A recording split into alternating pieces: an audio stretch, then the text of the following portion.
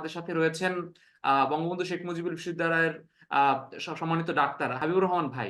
যেই পরিমাণ তাপদাহ বৃদ্ধি পাচ্ছে, এর ফলে আমাদের কি পরিমাণে স্বাস্থ্য ঝুঁকিগুলো রয়েছে এবং এই ঝুঁকির মধ্যে কোন শ্রেণীর মানুষ সবচেয়ে বেশি ঝুঁকিতে রয়েছে?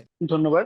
সবচেয়ে বড় ব্যাপার যেটা যে বর্তমানে যেহেতু উত্তাপটা অনেক বেশি এবং জলীয় আর্দ্রতার পরিমাণটা বেশি থাকছে, এজন্য অস্বস্তিটার কারণে আমাদের কিন্তু প্রচুর পরিমাণে ডিহাইড্রেশন হচ্ছে। আমাদের শরীর থেকে পানি অনেক বের হয়ে যাচ্ছে ঘামের মাধ্যমে এবং আমাদের অস্বস্তি বোধ হচ্ছে, এবং এর ফলে আমাদের বেসিক্যালি শারীরিক এবং মানসিক দুই দিকেই ক্ষতিগ্রস্ত হচ্ছে আমরা। তো প্রথম দিকে যদি শারীরিক দিকটা বলি, যে আমাদের যেহেতু পানি শূন্যতা হচ্ছে এবং এই একটা সময় এই জটিলতা থেকে হিট স্ট্রোকের দিকে ব্যাপারটা চলে যেতে পারে। তো বেসিক্যালি পানি শূন্যতাটা কেন হচ্ছে, আমরা যেই পরিমাণ ঘাম আমাদের থেকে বের হচ্ছে, আমরা যদি সম্পরিমাণ পানি দিয়ে রিপ্লেস না করি, তখন পানি শূন্যতা হচ্ছে।